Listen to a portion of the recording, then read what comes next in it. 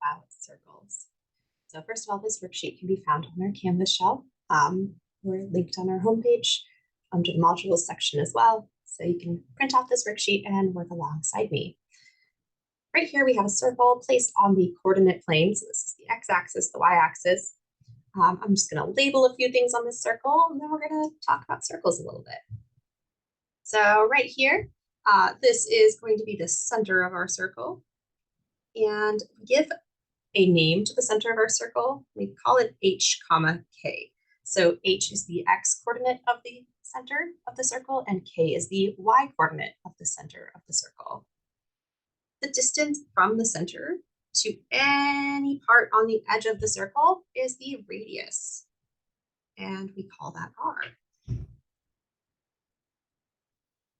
The standard form of the circle is the equation that gives the graph of the circle.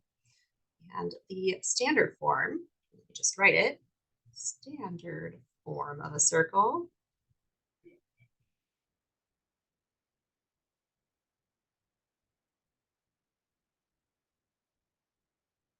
looks a little bit like this. X minus h quantity squared plus y minus k quantity squared is equal to r squared, where again, the center is at h comma k, and the radius is r. So r is equal to radius.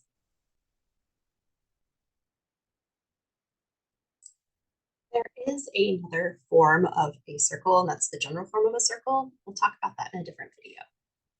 So let's use this standard form to identify the center and radius of some equations of circles. Notice that in this standard form, we have minus signs right before the h and the k. That means that whatever the center of your circle is, when it appears in the equation, it's going to be the opposite sign. So notice that the center is at positive h, but in the formula, it says minus h. So it's the opposite. If this said, if it says minus, then that part of the center will be positive. And if it says plus, that part of the center will be negative. So let's look right here. Here, the h value should be 2, right? The opposite. And the y value would be 5. So the center is at 2 comma 5. In the formula, notice that it's r squared on the other side here, r squared. So that means that something is equal to 9, r squared is equal to 9 squared. So you have to be a little bit careful here, right? R squared is equal to 9. So if we took the square root, we would then get r is equal to 3. So the square root of 9 is 3. Radius is 3. Looking at it right here. If you want to pause the video right now to work out the remainder of these examples, feel free to do so. Give you a second. All right, I'm going to move on to the next. Here, the h value is -7, opposite sign. Oh, this should be k right here. Oops. Go back to our example. K is equal to 1 here. So the center is at -7 comma 1. R squared is 4, which means r is equal to 2. So the radius is 2. For this last one, we don't have plus or minus anything, and that's going to mean that h is equal to 0. For the k value, it's -8. Here's where it gets weird. Our r value is a little bit uncomfortable. R squared is equal to 7. What does that make r? Well, it makes it the square root of 7. That's not a nice number, but it's what it is. Sometimes our radii are not nice numbers. Let's scroll down and look at some other ones. Let's go the opposite direction. So we'll take a center and a radius, and we will put it into standard form. Let me just rewrite standard form right here.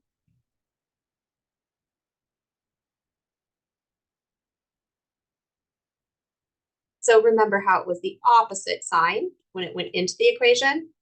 When we took it out of the equation, it's the same way when we put it in. We're we're going to use opposite signs to put it into the equation.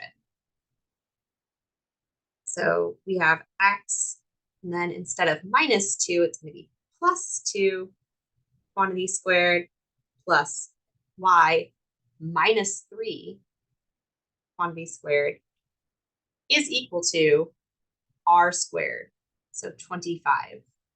So this right here is 5 squared.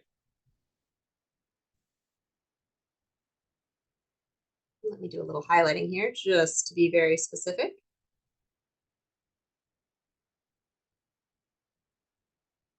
H is equal to -2. K is equal to +3. So our equation, x plus 2 quantity squared plus y minus 3 quantity squared is equal to 25. If you would like to do the remainder of these problems on your own, please pause the video and do so now. All right.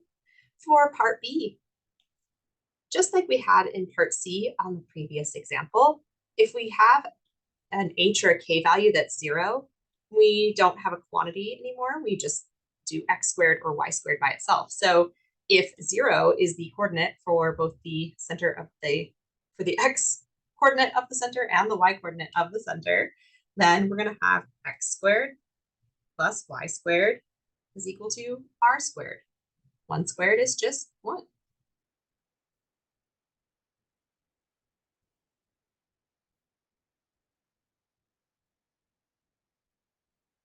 Finally, for this last one, we have x minus 10 quantity squared plus y plus 6 quantity squared is equal to, and let's be careful with this, right?